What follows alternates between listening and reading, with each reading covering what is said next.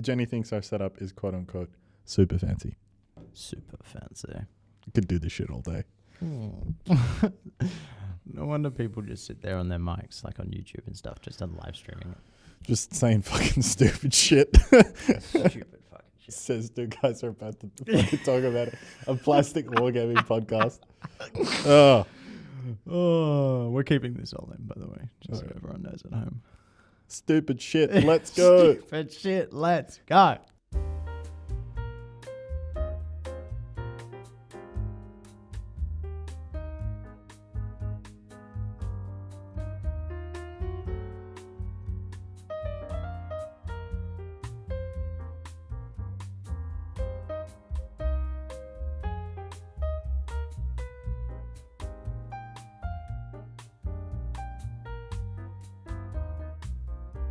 Hey guys, and welcome to HMG episode 14. As you can see, there is a big freaking difference as to what's about to go down.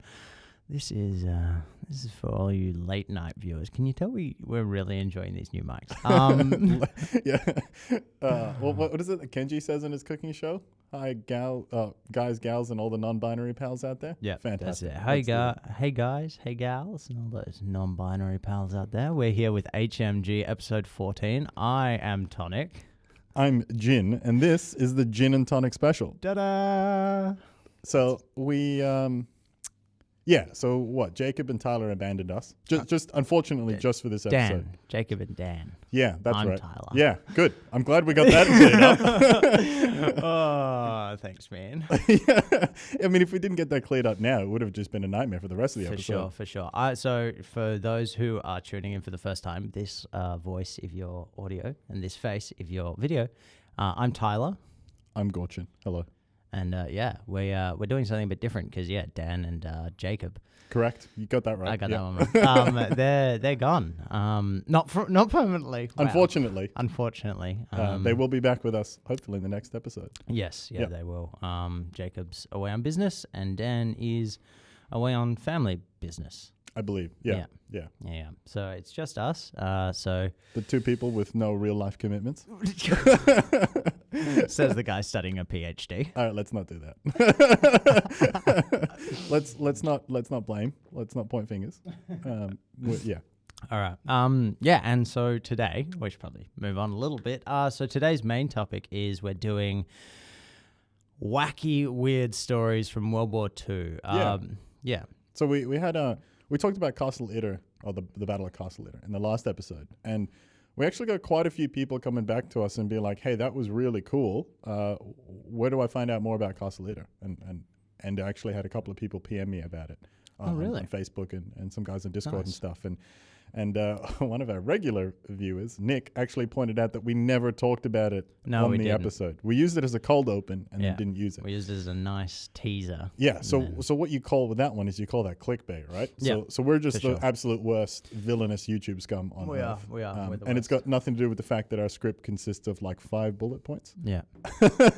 and then we end up just for sure. providing high quality audio content for 2 hours. Keep monologuing. I'm just going to quickly check cameras. We're giving ourselves way too much headroom. We're giving ourselves way too much what? Headroom. Okay, so as I continue the monologue, we're going to go through the usual episode structure here on this one, but we're gonna talk about those weird, wacky battles, and we're going to try to figure out what they might look like as bolt action scenarios, because ultimately this is a bolt action podcast, and we can't just sit here and podcast about life and challenges and the history of morality and philosophy for all of you Heinlein fans out there. But Tyler, are you vibing whatever? Do we just start our own podcast where we just talk about life? You mean and call it G&T? And call it Gin and Tonic? I think so. And we do it late night and just slowly get shit-faced on the show? Just get lounge music going? Lounge music? Yeah, like... All right, so stay tuned, not just for the next episode of HMG, but for also us launching a lounge music and cocktails podcast. Oh, we should probably, because our most dedicated listeners who are already following us on Facebook, follow us on Facebook, Historical Miniature Gamers. We just put a picture up saying new special episode coming bring your own cocktail. And that is, of course, referring to the fact that you are currently joined by the hosts G&T. Yeah, that's it's actually been a private inside joke for a little while on the podcast, on our super secret organizing Discord. For sure. Which is extremely professional and above board. Yeah, good thing. Yeah, good thing we're not going to get audited by the ATO anytime soon. No, God, no. Let's not do that. Yeah, so yeah, us as a pair is called Gin and Tonic. Yeah. Or just G&T for short. Yeah, I can't actually remember. Well, actually, I do remember how it started. Yeah, let's dodge that bullet. Yeah, let's dodge that. That's for the lounge music show. So, Tyler, let's move on. What have you been up to in your hobby space that isn't podcasting and drinking cocktails? Not much. No. Well, I mean, it's all kind of related to what you'll be talking about. Your little Necromunda league we got going. Ooh. It's a campaign. Sorry. It's not a league, it's a campaign.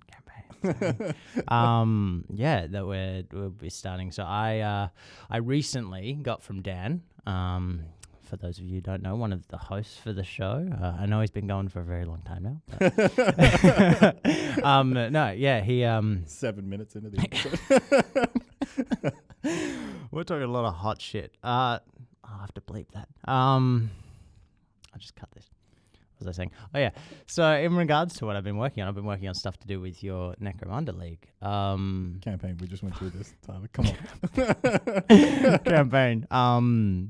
And yeah, I got a massive Forge World Nurgle army. Like this thing has like lovely love, exactly. This thing has love put through all of it. Like there's resin pieces on every single model. Like fantastic. It's beautiful. Kits. All the conversion kits from Forge Worlds. Like, there's a Land Raider that has so many spiky bits, I actually hurt my hand holding it. And it's got like Forge World doors and like sponsons, custom sponsons, everything. But it's all Nurgle themed. Something I never wanted to paint. But so you're not a fan of Papa N? Papa Nurgle? I love Papa N. Painting like sickly green and all the intestines and stuff, I was like, no, that's way beyond my skill as a painter. It's proving interesting. Not impossible, but interesting. But yeah, so the Necromunda League, I was like, what a perfect opportunity to paint up some cultists, because cultists suck to paint. Like, there's so many of them. Well, yeah, and I think also the thing about cultists is you can't just like, even if you just went Tabletop Standard or Tabletop Standard Plus, like most units and armies you can get away with like 3 base colors and maybe like 1 or 2, but cultists just have so much stuff going on. Usually between the chainmail and the rattan like cloths and the leather boots and the armor and the guns and the flesh tones, you're looking at a good 5 or 6 base colors. And like every single other army, like the kits, like the uniforms, they have uniforms. There's no uniforms in cultists. Every single, it's like the whole thing I'm having with my partisans at the moment. Yeah, of course. I'm sitting here and I'm like, I have to paint how many different colors, because I don't want them all to have the same brown jacket and stuff like that. Yeah, of course. Sure. But yeah, so I started painting up. I put together a chaos cult. For the Necromunda campaign. You got there. And it's all Nurgle themed. Originally to this is really interesting. So the gang is called Entropy's Judgment, right? That's why I called the gang. Yep. Something like pseudo meaningful. I like it. Yeah. So powerful. Originally, I was calling them the Danielites to go off Daniel, and I was like, that's too on the nose. So Entropy's Judgment was more hold on. It gets really fucking deep. So Daniel, I Googled. This is so weird. I Googled what Daniel means. And it means judged by God or something like that. Basically, judgment is what I got from the word Daniel. Okay, so for those people who actually know what it means, sorry for us completely butchering that. I'm so sorry. I could Google it, but I'm not gonna. We've got our whole 5 bullet points of notes up on our phones. And so I was like, judgment. What's kind of Papa Nurgle's theme? Entropy. Let's end everything. Papa Nurgle bless. Sure. Yeah. So I went through and. Next thing you know, I've got Entropy's Judgment, and these guys are coming along a treat. I'm really enjoying painting them. And writing backstory and everything, oh my God. I think that if anyone wants to know how to keep going with all your hobbying stuff, write backstory. Yeah, or if you're in the bolt action space, figure out where that unit came from. You don't have to be, historical down to order of battles and stuff, because it doesn't really work in bolt action. But just read about those units, what they went through, and usually most of that stuff ends up dividing or multiplying up to the division level rather than like companies and stuff. It's with the exception of maybe Band of Brothers, there's not many cases where the history, etc., goes down to the company level. But you can find it. It's just about finding not just the list and the nation forces, but also just a group of people and what challenges they went through. And of course, in something like Necromunda, that's purely fictitious. Yeah. And you can really just take that to the nth degree, and you can turn it into a super edgy teen drama. Oh, for sure. Which they invariably end up being. Not that mine's any better. How dare you be so accurate? But look, I think you've been very kind to myself for setting up this Necromunda campaign. But also thank you. Let's be credit where credit's due. None of those are actually my ideas. Surprise! What do you mean? I'm a scientist. Stand on the shoulders of giants. Yeah. Right. As long as I cite other people, it's not plagiarism. Right. So like writing the backstories and all of the other stuff that you've seen that sort of help the campaign come together, like GM communication, things like that. That's all just a straight carbon copy from Will's Necromunda campaign. Some of you might know this, some of you don't know this. If you guys have Instagram, look up Slave to the Whip. Work in progress, WIP. Definitely underscores between the words. Yeah, he is. Will's probably one of the like best necro terrain guys in WA. He's definitely up there for sure. Just the amount of love and attention and mindfulness that really goes into his designs. He's fantastic. We featured a couple of his on the channel before. I was going to say, if you haven't seen our other YouTube videos, but I know our audience is extremely loyal and very thorough. Very. So those of you who can remember what you've seen in the videos. We put out so many videos. Yeah, there's a couple of videos. I think it was it was one of the Wasmex ones, one of the earlier ones. Yeah, you can actually see some of his pieces on display. Oh, he does the triple tier. Correct, peach trees. Peach trees. Yep. So that was his piece. Yeah. And he also did the he's called it the tree of something. He's gonna hate me that I've forgotten what he's called it. But for his corpse grinder cult settlement. You're in trouble. Yeah. He's the GM in the other campaign. So if I come back in the next episode and I tell you that all of my enforcers are dead in his campaign, that's just Will's wrath. Yeah. Okay. Yeah. And look, fair enough. I should remember the name of the fantastic pieces. For sure. But yeah, so I've been in that campaign and I've just been very slowly painting my enforcers. Just because the painting standard's pretty high. In that campaign. Yeah, because they're all part of Westdar's miniature painters, aren't correct, yeah. It's pretty much the admin team of Westdar's miniature painters. So it's Will, Dan, and Mark. And some all of the best painters in WA. Yeah, exactly. And, I attended Mark Van Aard's underpainting workshop, and that was fantastic. Just learning, and, really took the time to teach us about sort of those fundamental, like painting principles. Not miniatures, but actually like, no, this is art and color theory. Art and color theory, Yeah, so that was really cool to learn and sort of bring that in. And, of course, just being at a table with those guys, and I'm not going to sit here and pretend that my painting's equivalent or anywhere in that ballpark. The guy that won third place in the state competition. Yeah, no. In one category. In the category. One category. The biggest category of the state. This guy is a painting legend, and he will not let anyone tell him. Okay. Just in all the comments, just everyone just tell him he's a fucking Primarch. Oh, not this again. Okay, that's another in-joke that's really getting out of hand. Okay, but I'm not, I'll happily admit that my painting standard's not up to theirs. But at the same time, they're putting their best foot forward, so you kind of want to do the same. It inspires you to. For sure. And one of the things I found is that I really, like, Necromunda is a good, fun game to play. But one of the things I found a lot of my enjoyment actually came out from doing the backstory and doing the after-action reports and really getting into it. For and sure. One of the other things that's pretty cool is that they've got a bit of a following on Yak Tribe. Will does with his campaigns. Yak Tribe is like the big Necromunda forum. I didn't even know you could follow campaigns in Yak Tribe. Yeah, so people actually like post threads about. They have a thread for each of their campaigns and they post them. So So I'm going to have a chat to our guys and see if we're willing to do that and share some of that. But I think and it was really cool. You know, Will just sort of encourages us is like, oh yeah, get your backstories posted up on Yak Tribe and you do it. And just see like people have no idea who you are, just interacting with your stories and giving you like, oh man, that so piece good. is really cool, or you really described that scene really well. And that's been really cool. So I wanted to capture some of that for our campaign because as I said, the writing's like, you know, real big for me, and I'm getting a lot of enjoyment out of it. And I was actually kind of surprised that everybody really caught on. I was expecting it. I kind of didn't make it mandatory. I gave everybody sort of a room and a Discord channel to put their writing in, and pretty much everybody's jumped on board.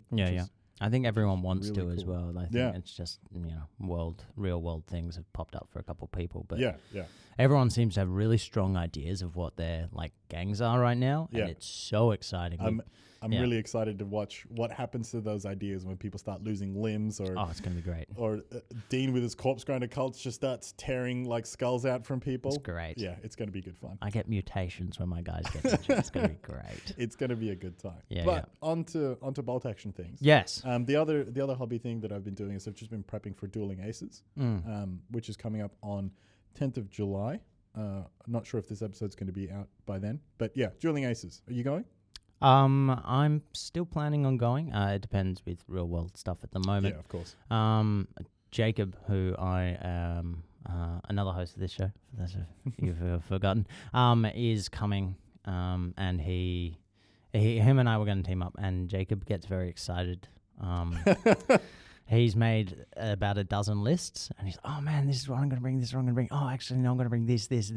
And I'm sitting here, I feel like the worst person in the world, because I'm like, I don't even know I'm going to make it, man. I'm tempted to just like let him go and like go like join up with someone who's as equally like excited and passionate, because for me it will be a bit of a challenge to get there. But I am so excited. I might just come down and watch. Yeah, if you can. I love it. Sure. I absolutely love coming down to all these events. Like, everyone there's so friendly. We've talked about it so many times. Yeah. I think the community in bolt action, especially here in Perth, is so freaking good. Yeah, and this one's actually a little bit different to the normal one. So the previous events have been run by predominantly Outpost. RHG has run a couple here and there. They actually ran the last Dueling Aces, which is which is the first bolt action event that I had spectated. I had like, I don't know, 15 Americans and like that was it. And I was like, well, I don't have 600 points. Even if I took them as rangers and kidding them out, I didn't. And I was like, oh, okay, cool. I'll sit this one out. I wrote some battle reports for them and stuff. And that's where I actually met a lot of the community members. That's where I met Russ. That's quite funny, because I think that's actually the first time I heard about RHG. There you go. Yeah, I was going as a Warhammer player, because it was the Dueling Aces.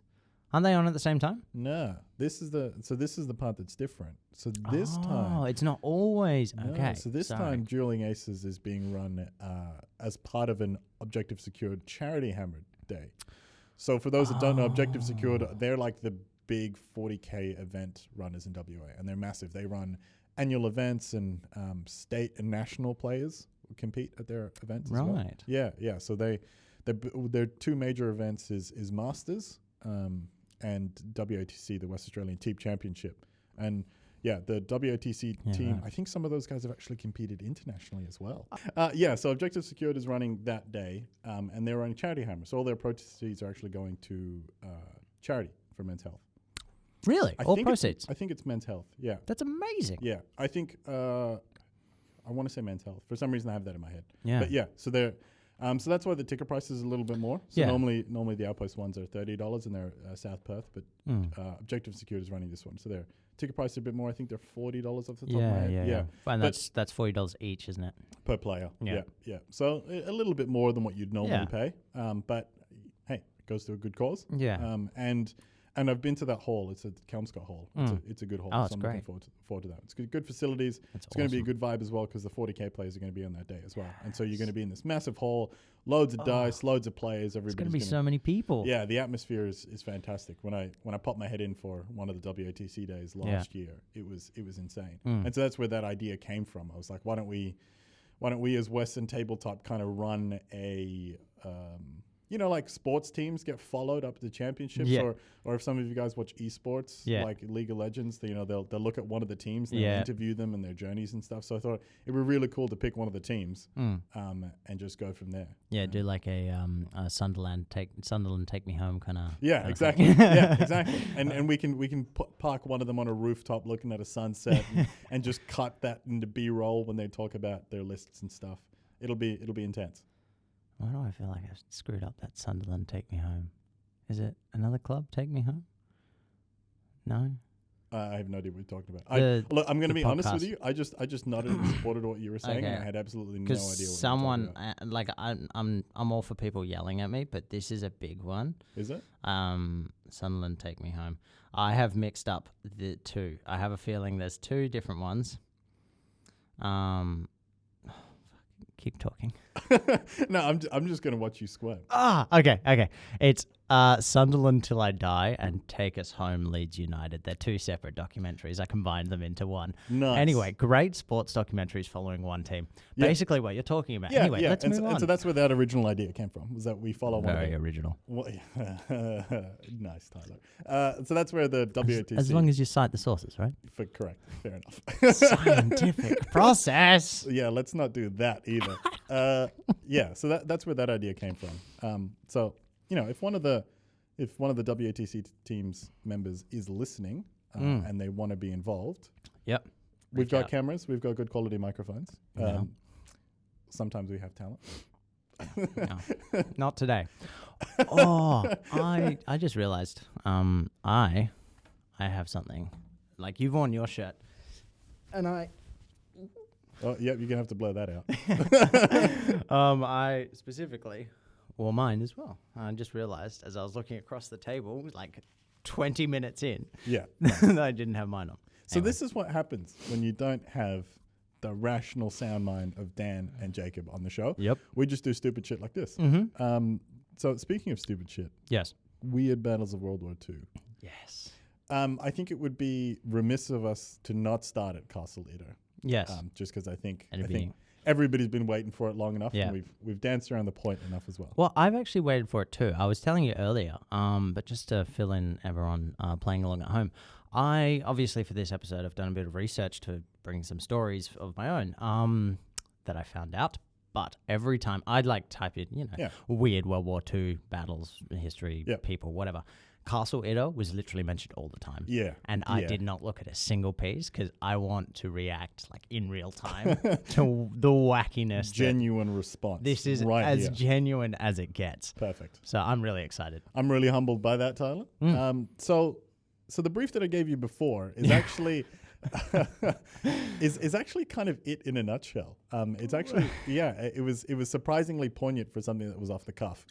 Not usually how I do. No. And so the Battle of Castle Itter happened very late in the war. It was May 1945. All right. So well after Operation Varsity, after all that stuff. And it happened in Austria. So it was American forces in Austria.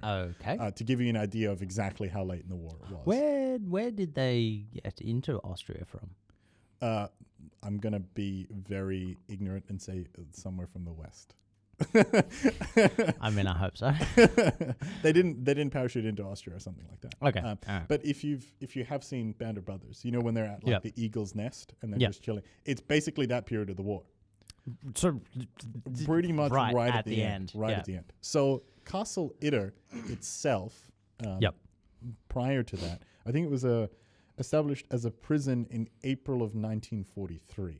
It was an SS prison. It was a castle converted into a prison. Yeah.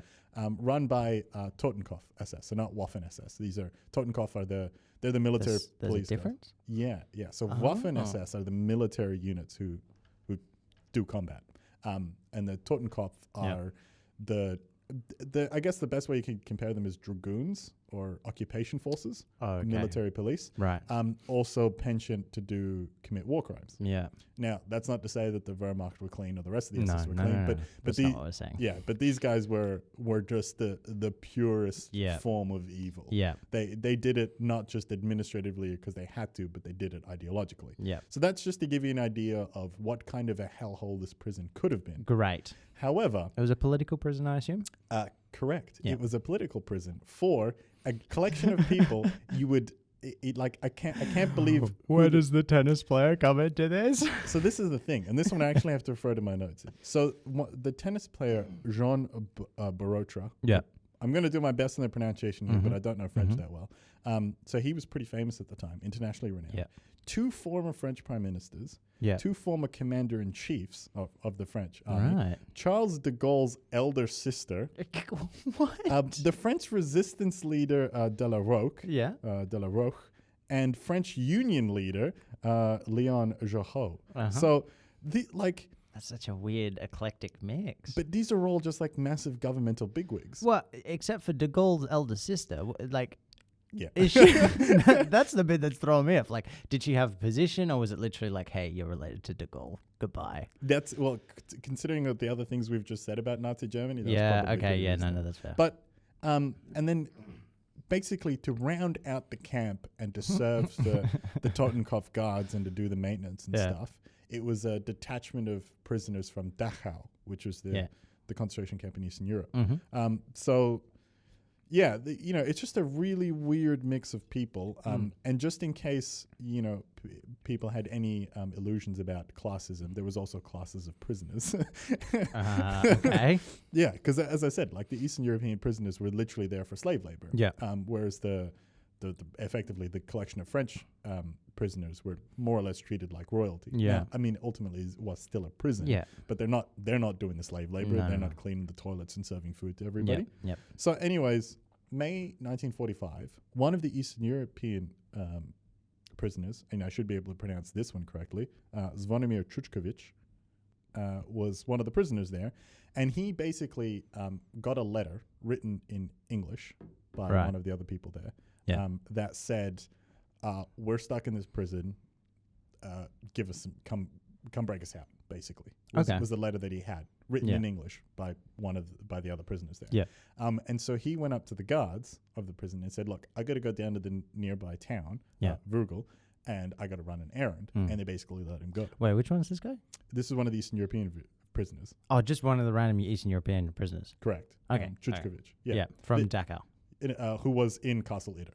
As one of the maintenance guys. Ah, yes. Okay. Yeah. So he just basically goes, look, I got to go to town. I got to run an errand because obviously the town, like they would have gone to the town for supplies and groceries and all the other sorts of stuff. So makes sense. So he's probably done this numerous times. Yeah. But it's May 1945. He walks the 8 kilometers to town, and basically finds a whole bunch of Wehrmacht soldiers there, and he doesn't even get to town. Yeah. He's on the outskirts of town, and he goes, I'm not touching that with a 1 kilometer pole. That's a good idea. And he skirts around the town, and then he heads to the next town over, which is 60 kilometers away. What? Yeah, so he walks 60 kilometers away. In one day?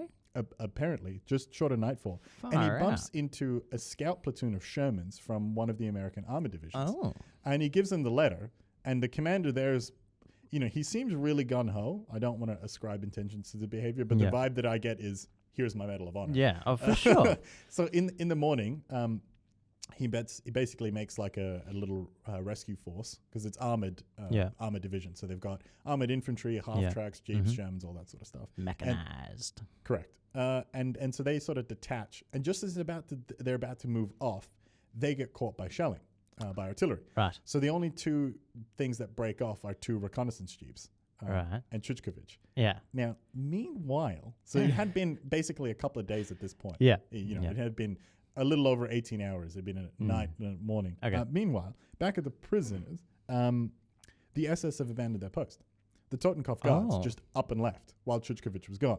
Right. However, they were still, now the prisoners are like, oh, well, we're kind of stuck here because we're still surrounded by SS. Yeah. And the SS won't have surrendered at this point. No way. Yeah. That wasn't sort of in their code of honor. No. Code of dishonor, I should say. Yeah.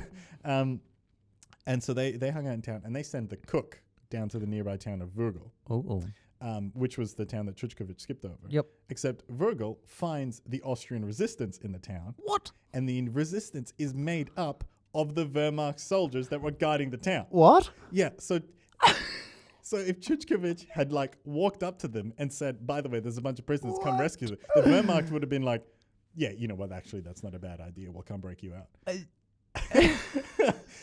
I get it's Because the Wehrmacht are disobeying orders at this yeah, point. no, for sure. But Because they're being told to fight to the last man. And they're like, no, the war's over. We're going to be For sure. resistance. We're going to fight the Wehrmacht. wait, Yes, do yes. they know what like division or regiment or whatever was in or company was there, or is it just Wehrmacht Yeah. soldiers? I don't recall. I didn't write that one down. But here's the part where it gets like even more crazy. Yeah. Just in case that wasn't crazy enough. I'm pretty crazed out. So the Wehrmacht soldiers are now forming a resistance in Virgil. Yep. However, another group of Waffen SS, so this is yeah? military SS, Yeah. have walked into town. Oh, And what okay. they're doing is they're door knocking or just shooting at windows of civilians that are displaying either Austrian flags or white flags of surrender. So they are just 2,000% oppressing the shit out of this town. Yep. So the Wehrmacht soldiers can't just up and leave because they're still like, they've disbanded their uniforms, but Yeah. they're not quite the same strength as the SS. Yeah, And so they're just trying to keep the people safe. So they Yeah. can't break out and rescue the town. So are they fighting the Waffen at that point? Not directly. It's Okay. kind of like a guerrilla war, right? So so do the Waffen know that the Wehrmacht are in town? Well, I presume they're just. What I've inferred is that Yeah. the SS just think they're Austrian resistance Oh, okay. Right. because they're German-speaking locals, which everybody is in Austria. Oh, that's kind of funny. Yeah, and so basically the cook gets in with these resistance guys. Yeah. And then they go and find a bunch of other Americans who are rolling into another nearby town. Right. So not the same one that Okay. Chuchkovich is Yeah, doing. yeah, yeah. So while Chuchkovich is in his Jeep heading back to Virgil, Yeah. Virgil's just like flipped Yeah. and become its own resistance town. Yeah. And the resistance members have then gone and spoken to some other Americans. Yeah. And so they basically get a couple of Americans and it ends up being like less than a platoon of Americans. It's like 15 guys and a Sherman, who's Right. the company commander. Yeah. Is Sherman. Yeah. And they go into town, and then they basically just like grab a bunch of the Austrian resistance members and they just roll up to the castle because they're expecting the Waffen SS to attack. Yeah.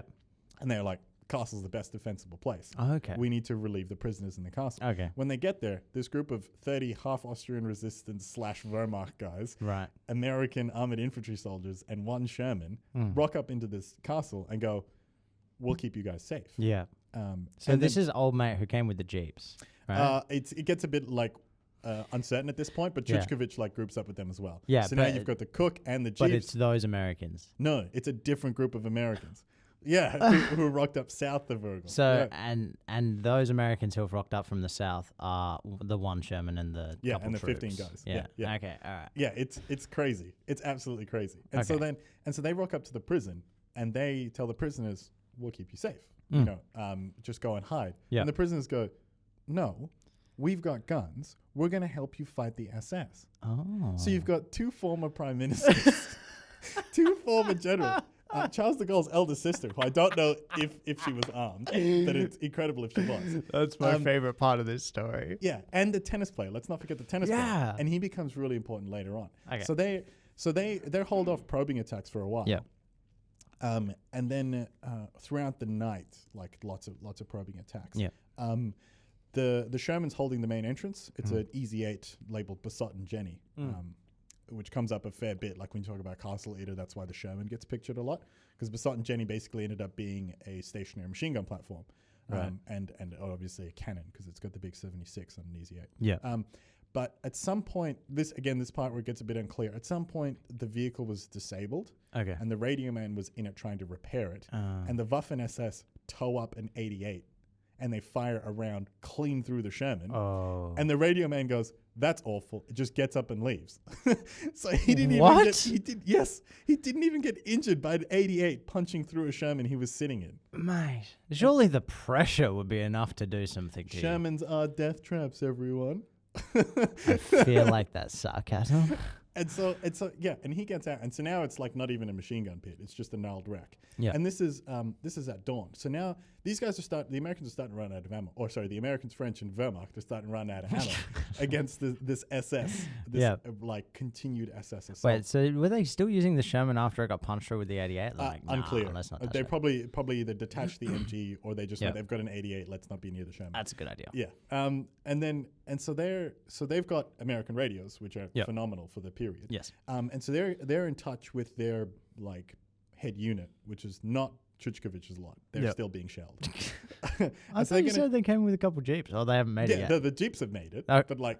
So the Jeeps are there as well. It's like Chuchkovich and like 4 guys. Chuchkovich, 4 guys, 15 from the other one, a broken Sherman, a tennis player, 15 Charles de Gaulle's 15 eldest sister. Yeah.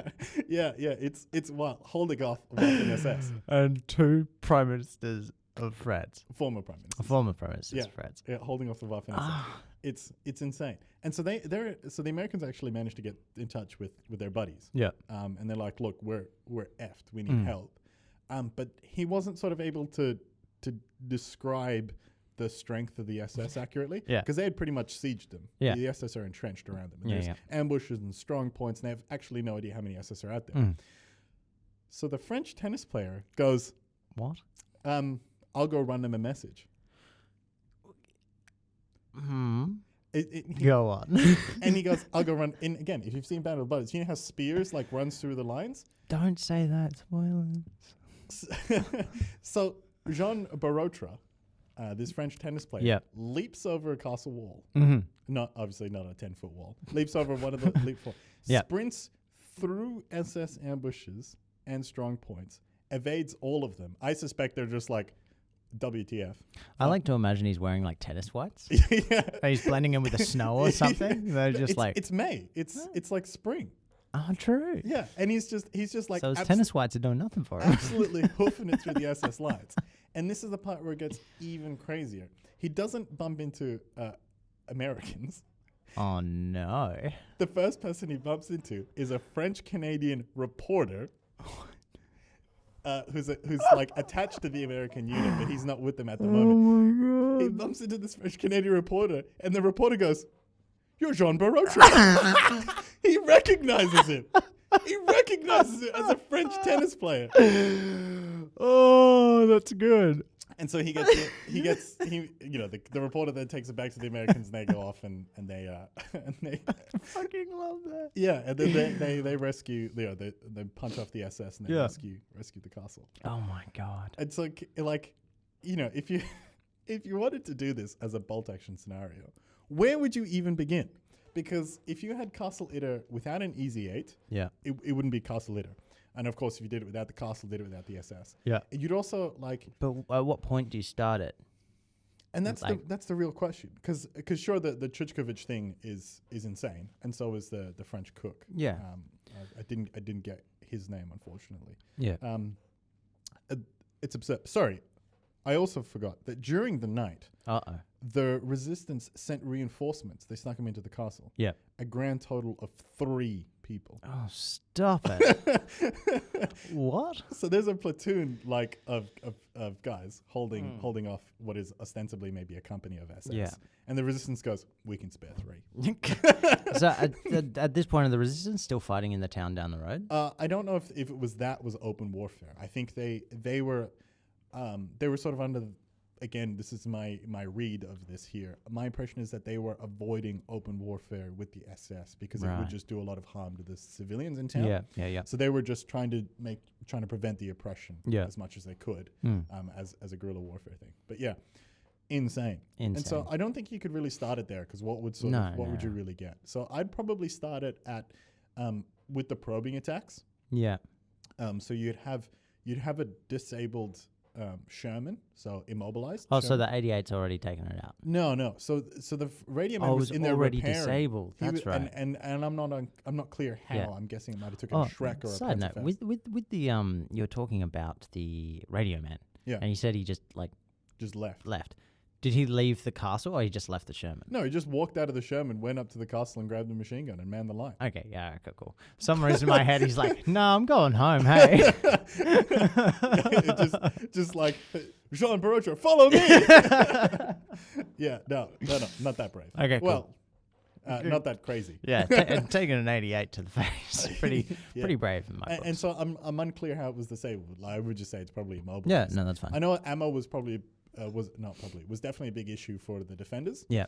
So I'd probably do like, pins if you miss. Yeah, it's the same kind of mechanic you did with varsity, something like that, just to sort of represent like wasting shots. So Yeah. if you shot at the SS and you'd scored no hits, you'd have a chance to take a pin. Yeah. So you want to sort of pick your shots and you kind of want to let the SS come to you, sort of thing. Yeah, for sure. And you'd have to have a custom selector. So you'd have at most one American infantry squad of any kind, and then you'd have to have a bunch of just like French partisans. Yeah. And I don't know what selector you would use for the politicians. Because they were manning machine guns. Oh, I love it. So you'd probably give them like, have them as detached LMG teams. Yeah. So like the way the MMG or the Western Desert LMG teams. Probably something like that. Yeah, I mean. And so you'd have one for the two generals and one for the two prime ministers. Yeah, I reckon you got one veteran LMG team there and one inexperienced LMG team there. This is going to be my question. Oh, yeah. If you were in that castle, would you give gunnery to the generals or would you give ammo loading to the generals? Well, instantly I'm saying gunnery, but the fact that you're asking this question makes me think that you think the opposite. Well, because the thing about the MG is an area denial weapon. Yes. Right? And the loader typically is the one who does the barrel changes. Yeah. And typically is the one who's got to keep the machine gun running. Right. So I would have actually gone, I'm not sure which way around I would have gone because I don't want to underestimate the skill it takes to fire a machine gun having never fired one. Yes. But they're kind of depicted as, especially if they're emplaced, which they were, if they're sandbag positions and stuff, just get behind it, hug it real tight and squeeze. Yeah. Point and squeeze. I'm sure there's someone out there who's really angry at you right now. Yeah, I actually think there's a few people who have both served and as machine gun operators. So they're going to tell me I'm hilariously wrong. But also, let's be honest, would you think a general's particularly competent with a machine gun? Yeah, that's true, actually. Especially a French general coming into World War II.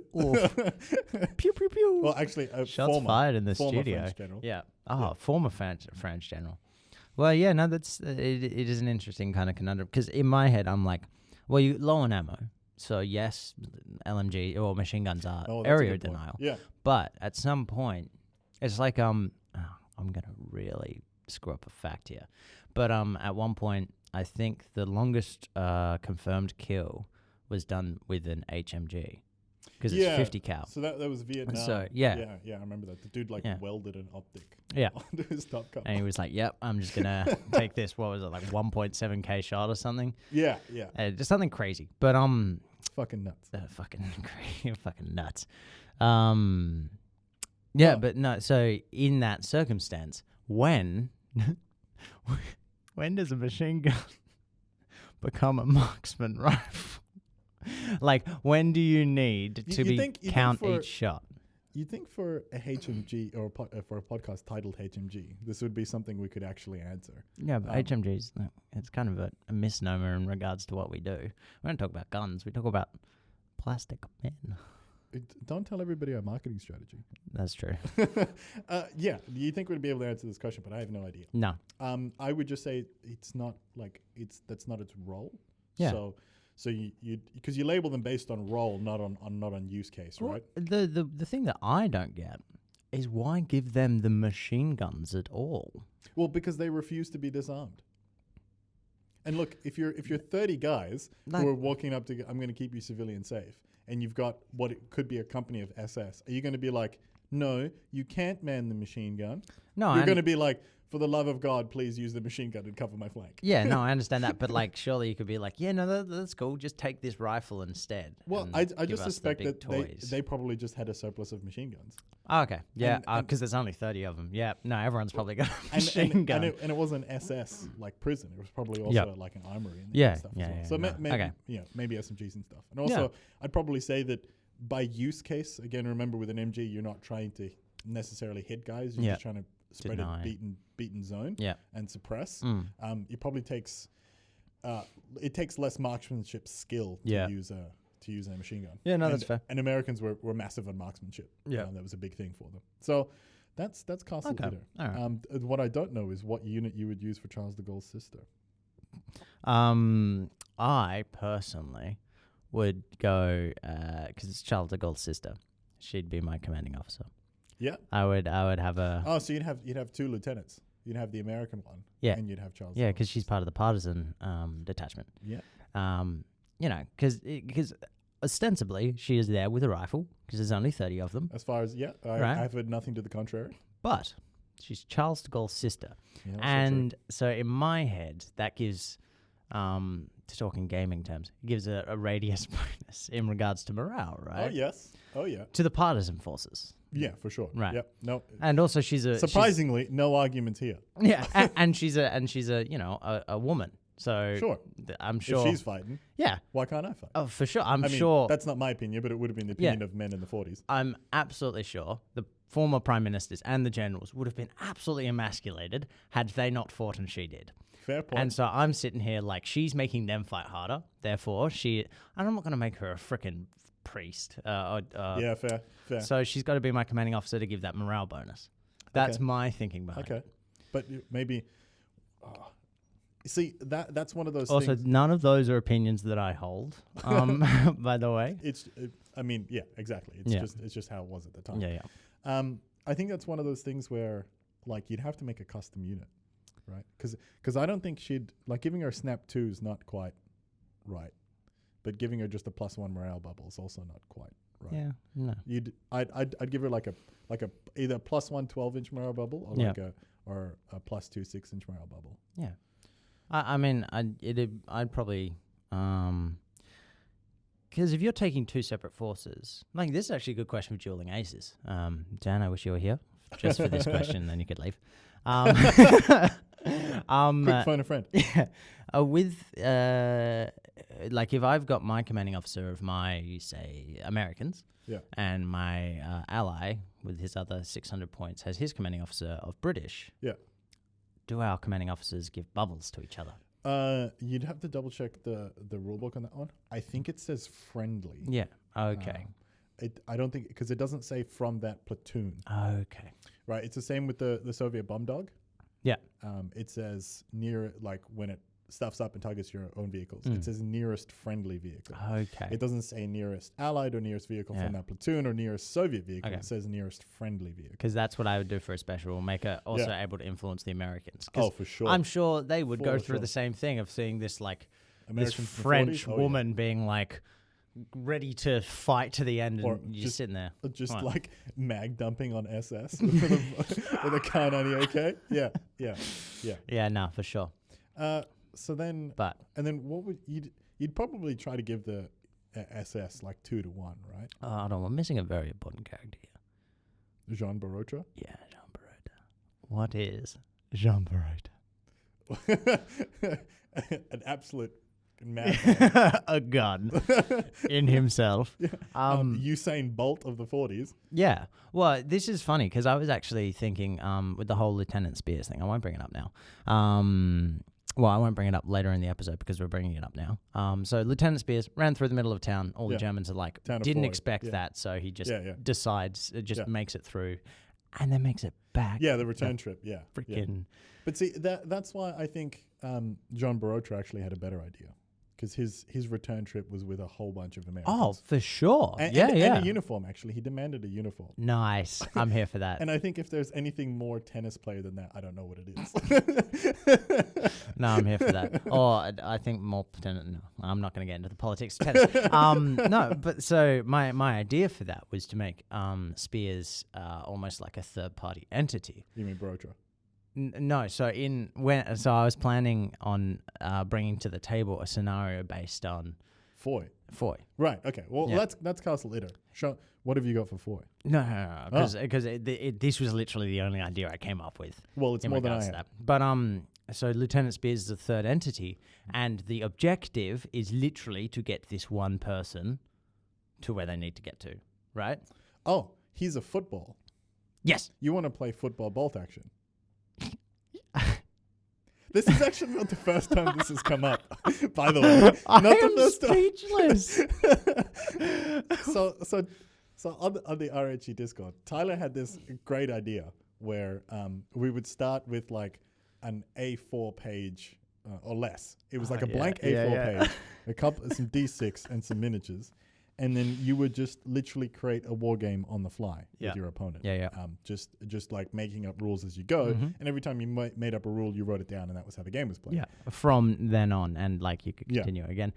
But sorry, go on. And so Tyler's like example of why that might not necessarily work is that if you put a couple of bolt action plays in front of each other, they would just recreate bolt action. Yeah. Right. Oh, you're far away. Yeah.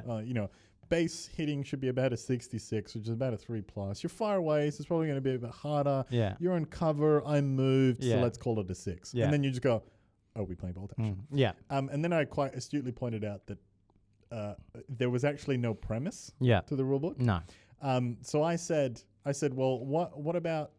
Okay, let's say I'm going to sit here and we're going to start. I'm going to line up my miniatures, and I'm going to be like, my center back is going to snap the football to the quarterback on a 2+. He snaps it. And he goes, okay. And then the opponent goes, okay, it's my turn. I'm going to gun down your quarterback with an MG42. My favorite thing about it is because you can play two ways, right? Yeah. You can play escalation like that.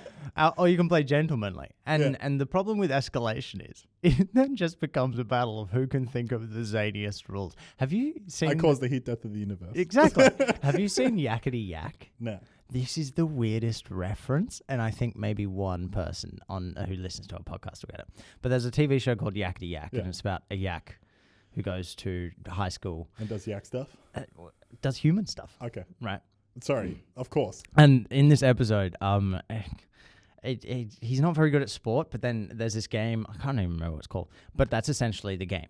You're on a football field. And somebody's you got have a ball. Guns? No. Oh, you have a ball. Okay, and you make up the rules. Oh, okay. And Yakety Yak is really, really creative. So he makes up all the rules and eventually wins. But it literally just comes down to I'm winning, you're winning, I'm winning, you're winning, because you just say you have more points than your opponent, yada, yada, yada. Nice. That's what I'm thinking would happen with the escalation. So you're sitting there, and because eventually someone is going to say, I cause the heat death of the universe. And how do you top that? So... Big bang on a 2+. There you go. Start again. Let's go. I love it. Or you can play very gentlemanly, because the idea I had behind it, this is so freaking off topic, but the idea I had behind it was... Welcome to the G&T Special. Yeah, for sure. We're not even drinking. No. It's like 9 in the morning. What was I saying? Oh, yeah. The idea behind it was that if you implemented some crazy rule, your opponent can use that rule or do something crazier. Yeah, so it's up to both of you to kind of sit here and be like, this is fair and it's not going to come bite me in the ass. Okay, so there's a long list of people I'm never playing that game with. What? No one's ever played this game because it doesn't exist. That's the beauty of it. But yes. So you don't want to do that for your scenarios? No. Bolt action football. So your idea is if you do a Battle of Foy, and then the German. It comes down to Castle Itter, John Barota. So the idea is that John Barota, and this could even be like maybe a firefight kind of thing, where you literally just have to, and maybe you have some line of sight rules or something. Yeah, okay. Where he has to run through, and then because that means then in turn 3 of the actual bolt action game, you have American reinforcements. Well, I would actually just say if you're gonna do football, have the game end at scoring the touchdown. Yeah, because I mean, so you could sort of do a what if and be like, oh, the SS win and kill everybody inside. But the next thing that happens after that is just the entire American army just destroys this SS company. For sure. Or an entire armored division, let alone the other 3 that are nearby. Yeah. So you could absolutely do the reinforcements, and then it becomes a bit more of a tit for tat. You get, say, if you go 2 for 1, you'd have 500 points defending the castle, 1,000 points of attacking SS, and 500 points of reinforcing Americans, for example. And you could skew that into a multiplayer game and multiply that and divide that how you want it. But I think if you're gonna do the John Barota, you want it to be a touchdown. You want the game to end at a touchdown. No, that's fair. I like that. Because you get this really nice climactic moment. But here's the flip. How do the SS players stop him? Shoot him. What do you mean? Shoot one guy? Yeah. Once? Yeah. And in a 1,000-point game with 10 order dice? Yeah.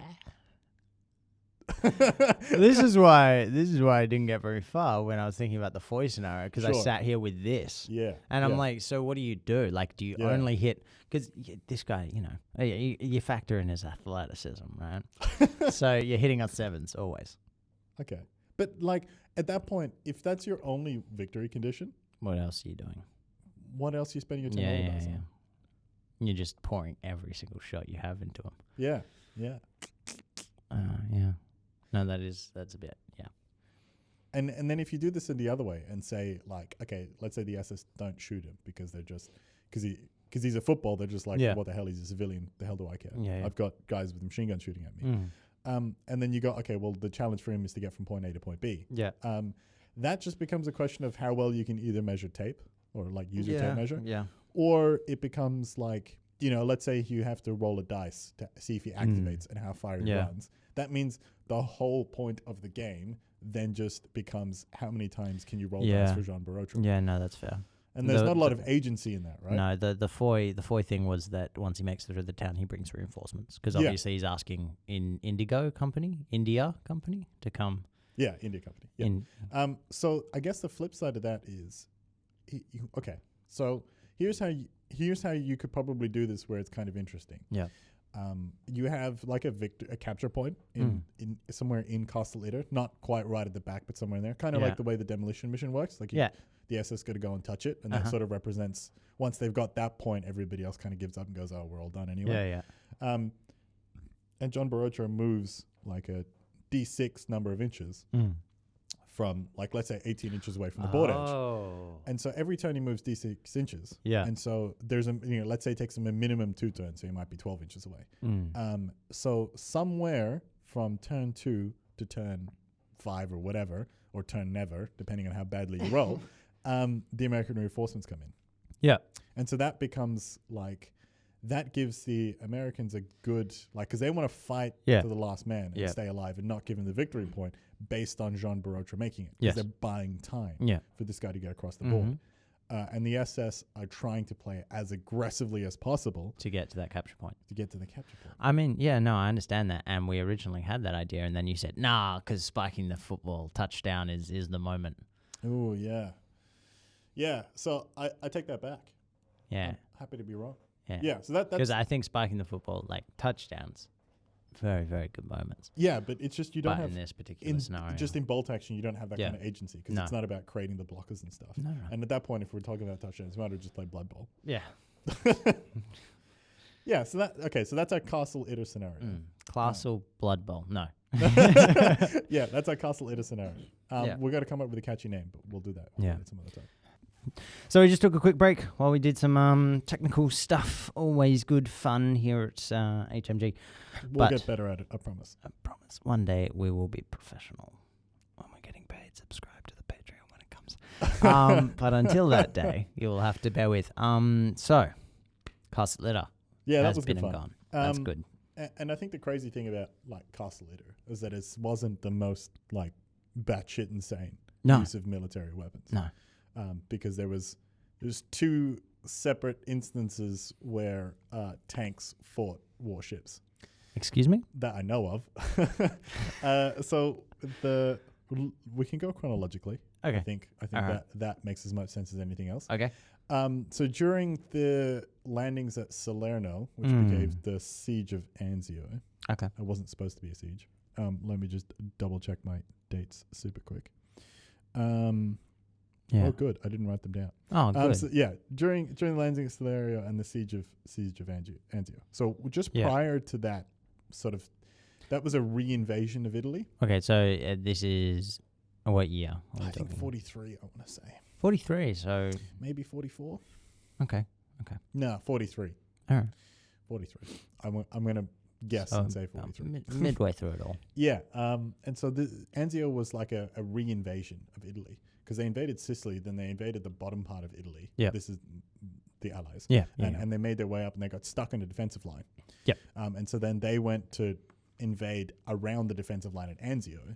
And what they wanted to do was then basically just sweep through the defensive line from the back, rejoin. Yep. But then they got counterattacked and they got stuck at Anzio. Basically. Oh, really? Didn't get anywhere. Yeah, and so leading up to that operation, a lot of the divisions, like up to divisions, were pulled out of the invasion of Anzio, Right. because they were being earmarked for the invasion of Normandy, Very which important. is why I'm saying 43, because Normandy was 44. Makes sense.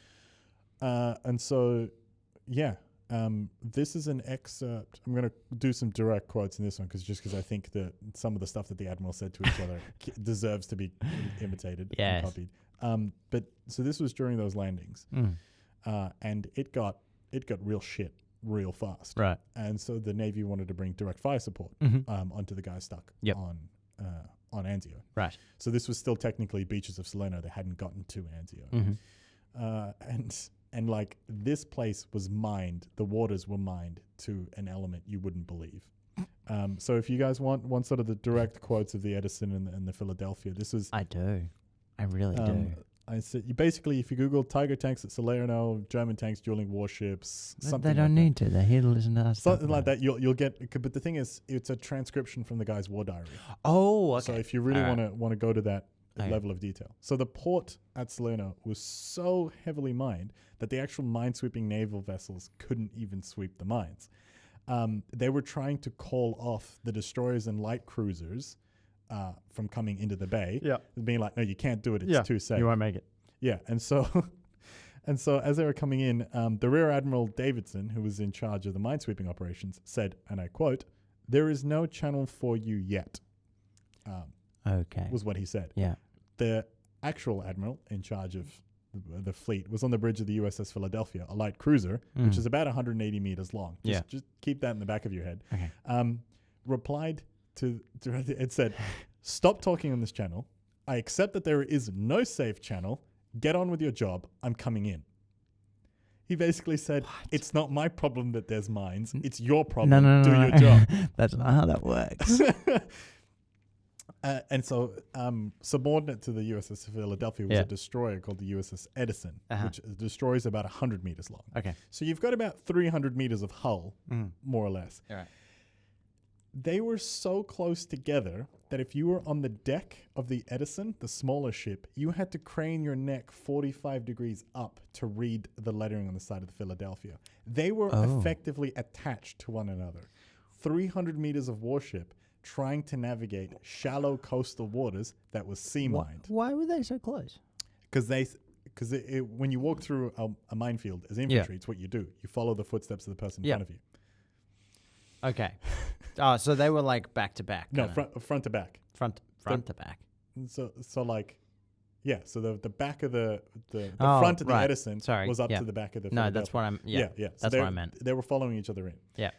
And then it gets really wild. So as they're coming in, they're what's called like tooth and tail, basically. Yeah. So they're trying to get in touch with the Shore Fire Control Party, the SFCP, who's supposed to be directing those two boats, warships. But they can't get in touch with them.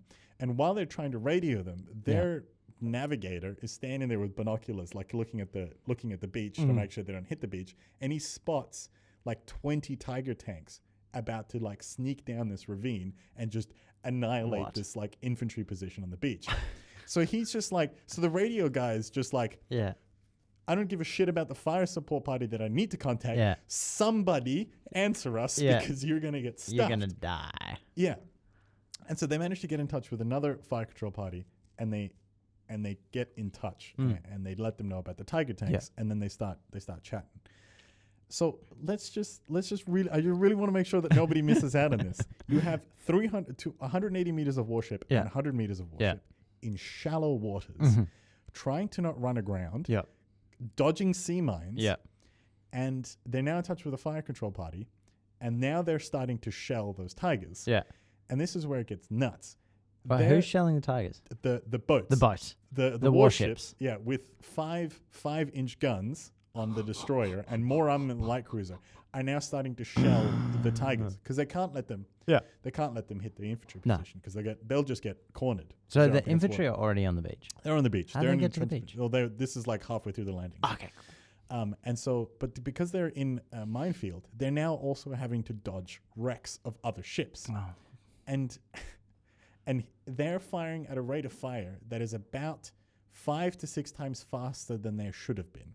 So the rate of fire of the destroyers, just because there's so many Tigers, right? Their rate of fire destroyers, I think, is about 4 or 5 rounds per gun per minute. They are doing 20 rounds per gun per minute. They are just going nuts. How did we? That's many shells. That's 100 shells for the destroyer alone per minute. And their longest burst of this and they're fire... 5-inch guns. And the longest burst of this fire... What's a heavy howitzer? Less. Yeah. It's less. Yeah. 155 millimeter. Oh, no, it'd be about the same. 155 millimeter, 5-inch. Yeah. That's still freaking massive. Yeah. And so here's the thing. Their longest burst was 6 minutes, but that wasn't the only time they were maintaining this rate of fire. These gun crews were going hell for leather. As they start opening up on these Tigers, the Tigers start returning fire and placed 88 guns. Yeah. So the Philadelphia and the destroyer start evasive maneuvers in this water. In a minefield. In shallow water. At 200 meters long for the Philadelphia. With wrecks. And now it gets even crazier. The guys who are doing the steering, the piloting, or whatever you call it, the helmsman. The helmsman. The steering? Yeah, whatever. I'm not a Navy guy. Why isn't Dan here for this? They're now actually having to take into account the brass that they're throwing off the side because there's literal piles of brass in the water. Yeah. And if that gets in their propellers or they grind up against it, so now they're dodging. That's how shallow it is. They're dodging their own rubbish, their own shell casings. Well, that's how many shells they're piling up. That's crazy. And here's the thing: the Tigers start returning fire. Yeah, they're shooting back. And this I find is hilarious because everybody talks about the Fearsome 88. About how it's this horrifying weapon of destruction. Yeah. Goes through tanks like butter, massive HE round, all of this other sorts of stuff. If you read this guy's war diary, he talks about the 88 like it's a pea shooter. It's incredible. He's like the 88 is this flat, high velocity trajectory. And they said a miss is as good as a miss by a mile. Right. Just because and then said they did take a couple of hits. Both of the Philadelphia and the Edison took hits from the 88s. But because their armor isn't like high density tank armor, the rounds punch clean through without detonating because they didn't set off the AP fuses. Yeah, okay. And when you also like have 100 meters of warship as the smaller budget one, when an 88 shell round does detonate, it's not setting off magazines or destroying entire rooms or anything like that. It's like the destroyer just shrugs it off, just like, oh, well, whatever.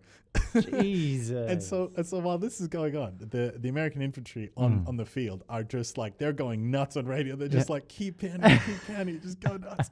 And so this goes on for about a half hour. Geez, these two boats just like in shallow waters circling and dodging mines and brass. Yeah. And wrecks. Yeah. They pretty much deplete their ammo stores and snake their way out. And they destroyed 12 Tiger tanks.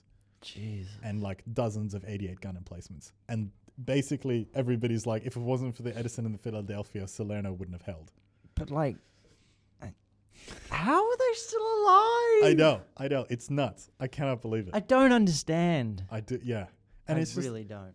And the part that really gets me is the Edison and the Philadelphia, like even before they went into the minefield, they realized or they had an understanding that if they weren't able to do their jobs, those guys on the beaches are dead. Yeah. And they went, if I don't do my job right now, I get to go home. Yeah. Right? Because I don't go into this minefield. I just up and leave. I'm definitely making it home. I'm definitely making it. And they went, those guys out there aren't making it back. And they went, he literally just went, do your effing job, clear those effing mines. Yeah. I'm going in and I'm going to blow up these Tigers. I kind of didn't like this guy before, but now I really do. I know. And that's why I was just like, oh man, he's a bit of a dick. And then I was just like, oh, actually, yep. Actually, he's Admiral? saving lives. Yeah. I could see why you were Admiral. The reason he's an admirable, I guess. Yeah, and I'm an armchair podcaster. Yeah, it was incredible. And like, I just can't believe it. Like, just to not care about 88s. Just like, whatever. Yeah. Too high velocity, too armor piercing. I love it. And like, everyone talks about the 88, right? Like how it was super heavy anti-tanker. A super weapon, right? Yeah. It just doesn't even like matter. Yeah, and the destroyer doesn't care. Okay, that's fine. No. Just shrugs it off. Yeah.